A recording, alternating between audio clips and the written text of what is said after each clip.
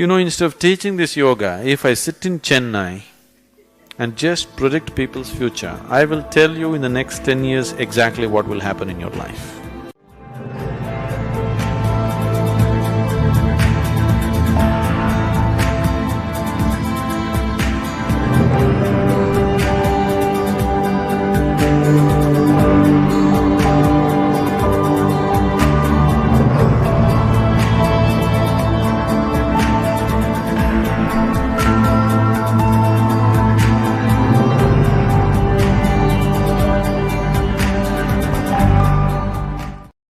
Now, I won't go into all of this. Astrology. What is it that you're trying to do? You're trying to look at the positions of the planet and make certain predictions, right? I want you to understand, most of the time, people who make good predictions are people who, tell you about the past very clearly, or some people tell you tomorrow what's going to happen very clearly. They're not doing it looking at the planets, they're doing it looking at you. A certain intuitiveness is there in a certain person, he says. Instead of teaching this yoga, if I sit in Chennai and just predict people's future, I will tell you in the next 10 years exactly what will happen in your life. Within 3 days, I will have a reputation that half the Chennai will be standing in queue. Very easily I can do that. But in the yoga center also there are people who have been into so much sadhana, they can do such things. If they ever do such things, I will finish them. We won't let them go on with that nonsense. We'll immediately chuck them out of the place. Because by predicting somebody's future, you don't alter the quality of his life in any way. You don't bring any kind of true well-being. It is just, you're getting him into more and more ignorance, isn't it? Now if you have the power to know your tomorrow, you will only become more ignorant, more egoistic, more stupid, more harmful. You go by the normal rules, it's okay, you don't have to know what's tomorrow.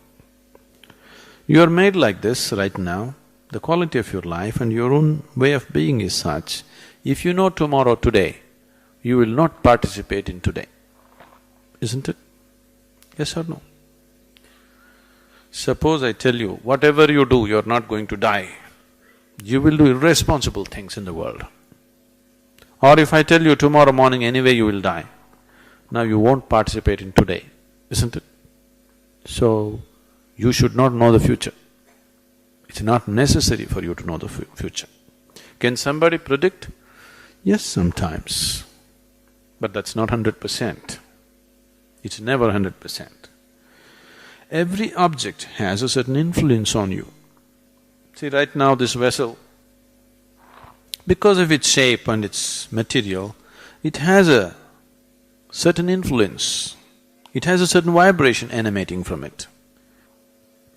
The planets definitely are large objects, so they have certain vibrations, they have some influences on everything around them. If they're close to this planet, yes.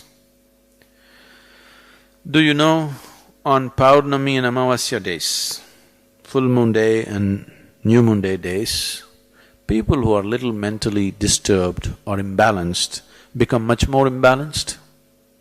Yes? Even the ocean is going crazy, isn't it? Do you all go crazy? Twice a month?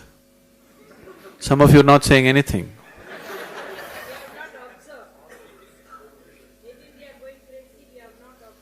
Okay. Twice a month if you're going crazy, you would have observed. Anyway, please ask your family, they will tell you. Now, compared to that person who has an imbalanced mind, you are much more stable, much more established. Wherever the moon goes, you don't go crazy. If you're much more established, wherever any planet goes, you don't go crazy, that's all. The purpose of your life, the destiny of your life is fixed by you and nothing else but you. Yes, everything has an influence, but what you make out of that influence is still yours, isn't it? But if you're going to be pushed around by inanimate objects, yes, you can be pushed around. To that extent it is true. I am saying, when the divine is functioning within you, when the creator is functioning within you, why are you allowing inanimate things to influence your life? If you